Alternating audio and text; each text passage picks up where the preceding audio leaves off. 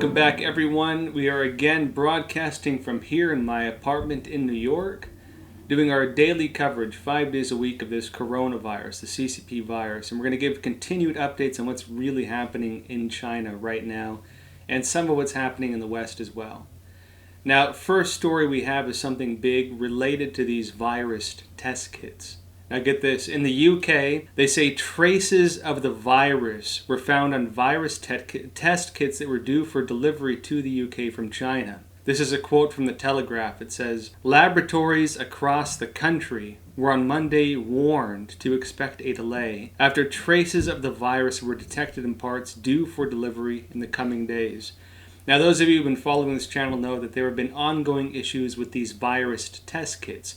About 80% to 70% roughly are non-functional. There have been cases of this in Italy, cases of this in Spain, cases of this in Czech Republic, and other places are also having issues now. In Canada, Canada's Global News found that Chinese-made counterfeit N95 respiratory masks were non-functional, counterfeit, pulled off the internet. In Australia, Customs seized 800,000 low-quality masks that were made in China. Meanwhile, there's this continued narrative battle between the US and China right now. The Chinese Communist Party has, of course, been trying to shift the blame of who is responsible for the release of this virus. The Chinese Communist Party is, of course, being accused of covering up the origins of the virus, trying to hide it from the public as it emerged, arresting doctors who tried warning people about it, suppressing news. The WHO has gotten swept into this whole thing because the WHO has just been saying whatever the Chinese Communist Party says. Now, there is a U.S. intelligence community report that was allegedly submitted to the White House, and it says allegedly. We haven't confirmed it yet. Bloomberg News interviewed some people on it, apparently. We'll have to see. But it says that the Chinese Communist Party, the CCP, concealed the extent of the virus outbreak in China. Now, Bloomberg cited 3 unnamed U.S. officials, so take it for what it's worth. But they allege, the report explains, quote, "China's public reporting on cases and deaths is intentionally incomplete." 2 of the officials said the report concludes that China's numbers are fake. Now, regardless of, we can't, of course, verify this Bloomberg source. We can't, of course, see this report ourselves just yet. Maybe it'll make it public. But we, of course, know that the Chinese Communist Party has been covering up the numbers, covering up the amounts of deaths. So this is right in line with that. And we would assume the White House knows about it. So this does seem credible to me, at least. Meanwhile, Xi Jinping, the head of the Chinese Communist Party, allegedly promised to President Trump that he would curb the Chinese Communist Party's use of disinformation around the coronavirus, the CCP virus. Didn't necessarily say he'd end the propaganda, but said he'd curb it. This is from RFA, Radio Free Asia. They say the State Department spokesperson, Morgan Ortagus, said that in a call with President Trump, Xi Jinping said he would reduce the efforts of CCP officials to spread disinformation and conspiracies. And RFA says that Ortagus said, quote, "It remains to be seen whether President Xi Jinping will honor his promise to Trump, but at least in the short term, we have seen Chinese officials stop repeating these conspiracy theories." And actually, that is true. We've, of course, reported on this before on this show, that the Chinese Communist Party has backed off of this whole narrative. They were accused.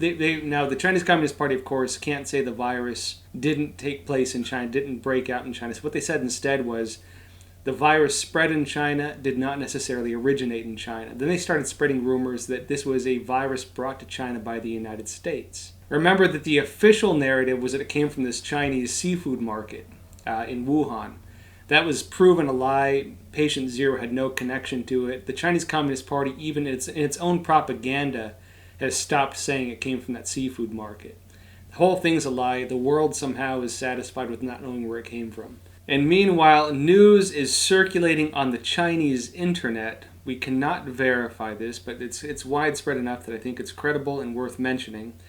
But they're saying internally, high-level party officials realized that the propaganda campaign they were launching, claiming the virus came from the West, telling the Chinese people the virus came from America, and even going on Twitter, Global Times, Chinese foreign minister saying this on Twitter, claiming that the virus was brought to China by the U.S. military, and the U.S. was allegedly covering it up. This is what they were telling people. They're saying that whole thing backfired. And so they're trying to order the propagandists to stop spreading this propaganda. Now, of course, as we mentioned just now, Xi Jinping allegedly, according to RFA, told Trump in this phone call that they would end this propaganda campaign. Internally in China, they're saying the CCP at high levels determined that the whole thing was backfiring on them, that entire narrative was backfiring. Whichever of these is true, who knows? We've also reported on this show, of course, as I mentioned, that the Chinese Communist Party itself had already started backing off this narrative. Who knows if that's related to this? Who knows? But regardless, we do see them starting to back off this propaganda narrative. Now, in other news, there was a very suspicious arrest that took place in 2018 that's just now being exposed. Now, Yahoo News had the story on this. They report that in November 2018, a Chinese biologist, this is an FBI report they allegedly got their hands on, they published parts of it. A Chinese biologist was stopped by Customs and Border Protection agents at Detroit Metro Airport while bringing vials of SARS and MERS, two viruses, into the United States. The biologist claimed a colleague in China asked him to deliver the virus to a researcher at a U.S. institute. Now, Yahoo News obtained an unclassified FBI report which said, quote, inspection of the writing on the vials and the stated recipient led inspection personnel to believe the materials contained within the vials may be viable Middle East respiratory syndrome, MERS, and severe acute respiratory syndrome, SARS, materials.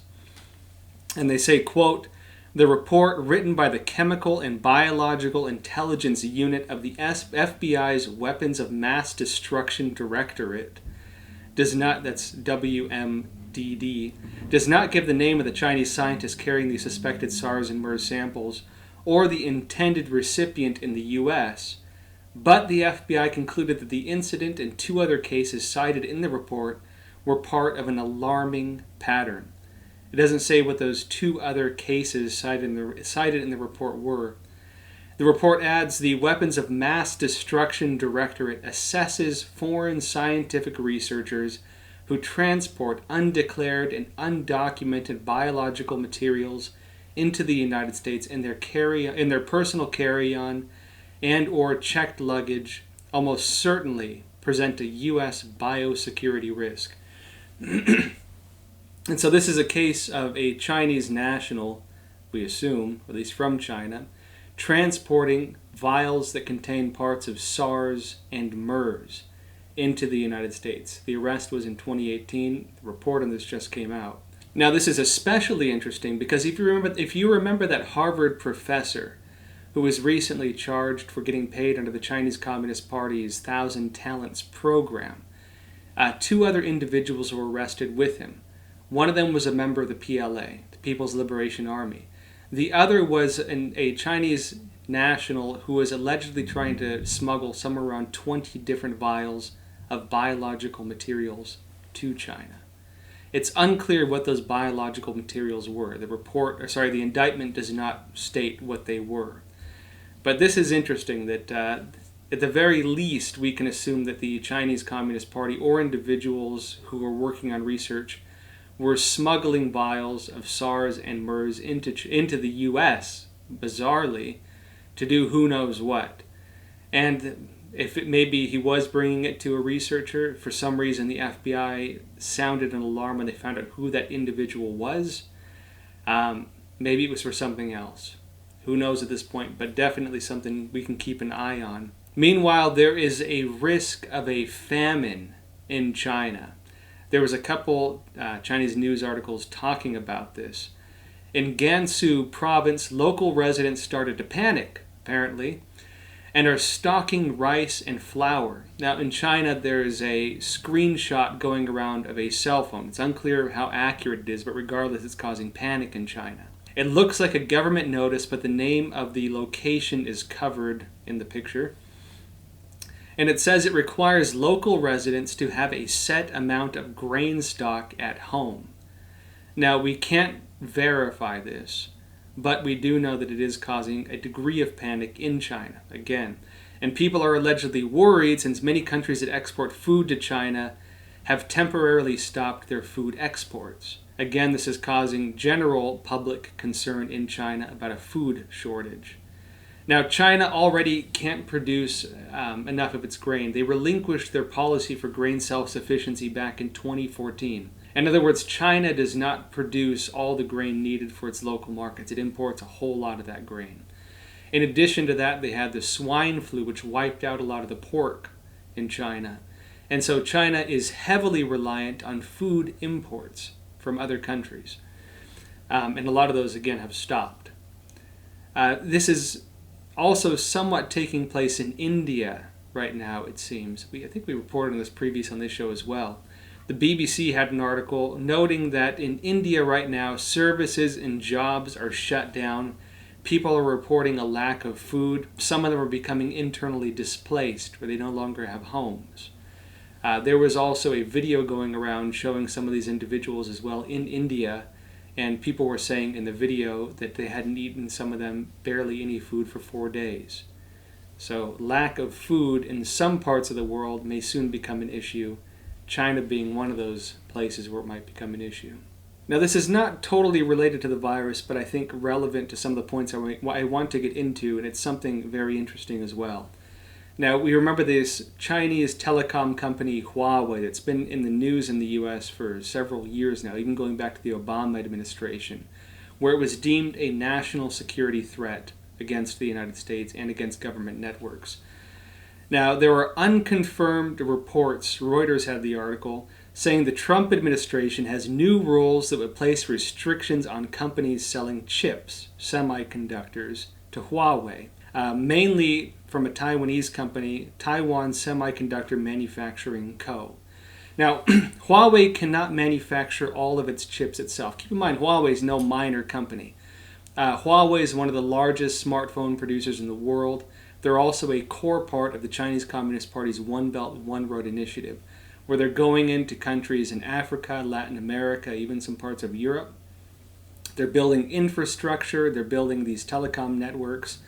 And in addition to that, they're also building a lot of the internal systems the Chinese Communist Party uses for its totalitarian high-tech systems, like the social credit system. Some places in Latin America, they've already implemented this.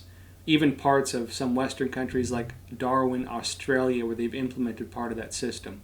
Huawei is a fundamental part of that.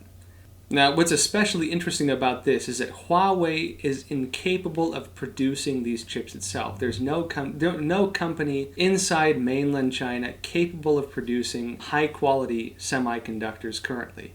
The Chinese Communist Party depends on imports. If you remember, the Trump administration actually put sanctions on China when this whole trade war started, restricting the sale of semiconductors. I believe it was against ZTE, which is another major Chinese telecom company.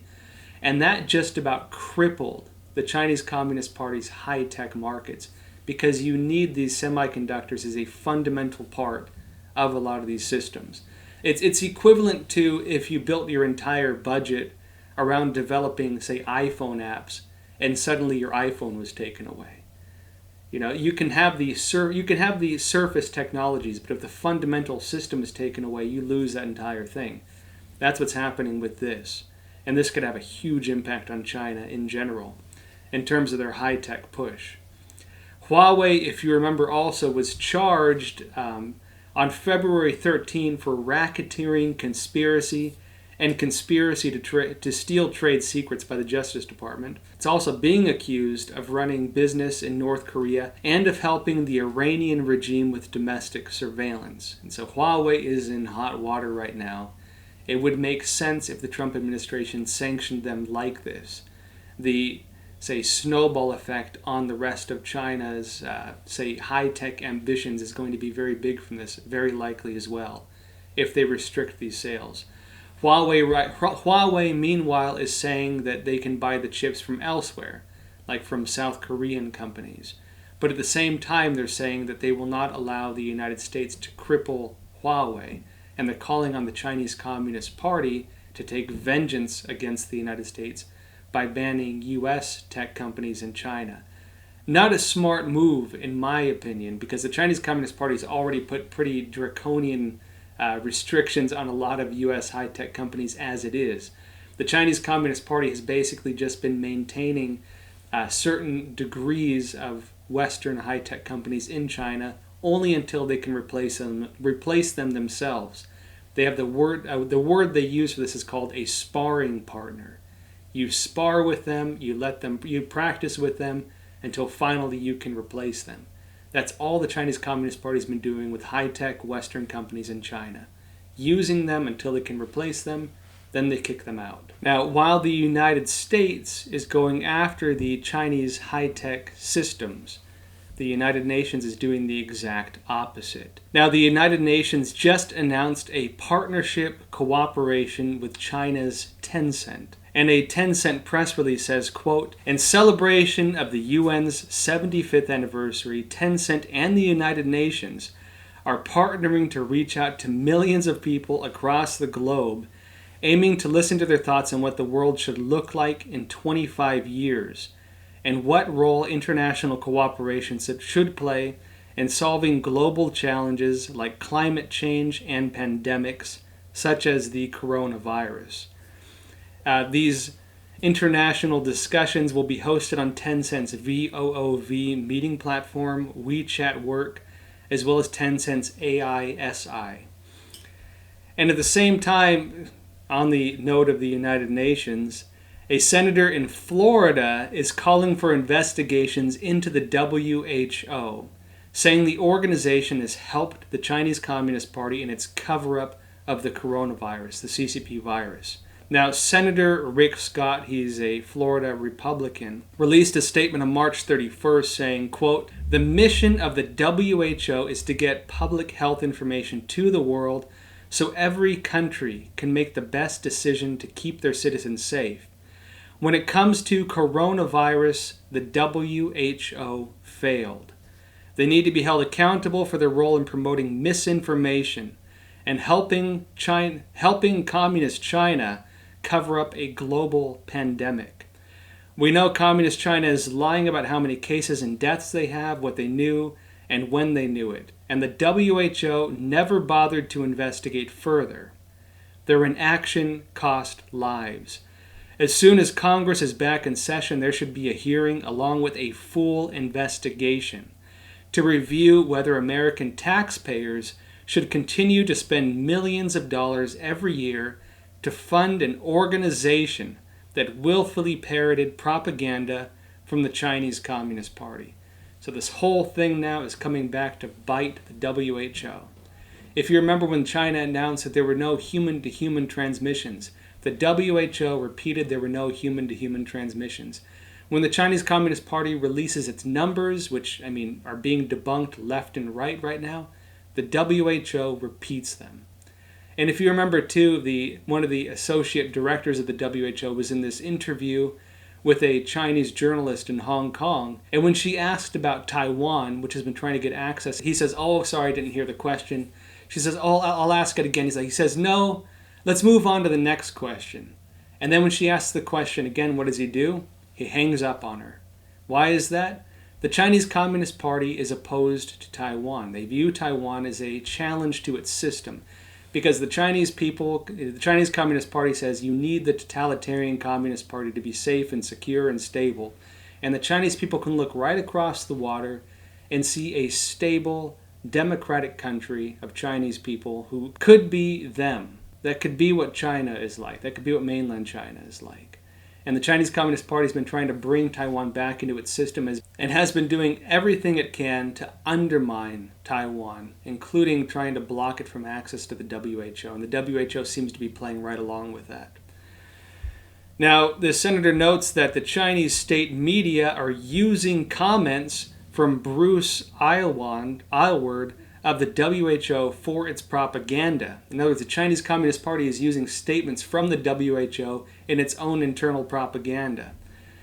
The WHO praised the CCP for its response to the virus and its alleged transparency, again claiming the Chinese Communist Party has been transparent, which I think most of the world can see it pretty clear now that that's absolutely not the case, and refused to answer questions on Taiwan, as I mentioned, to allow it entry into the WHO.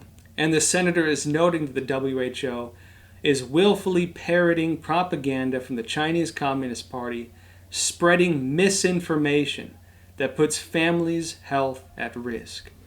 So once Congress is back in session, once things are moving again, we'll have to see what happens with this. Maybe the U.S. will stop financing the WHO because of this.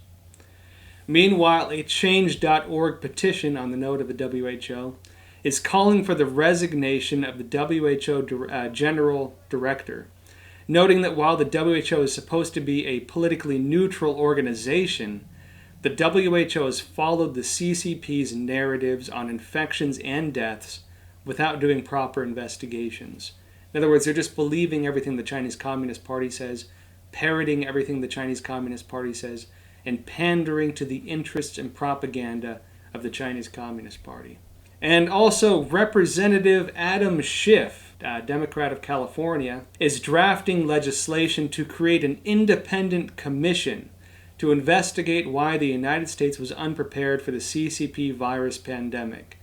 Of course, they're very likely targeting Trump in this, trying to claim Trump didn't act responsibly enough.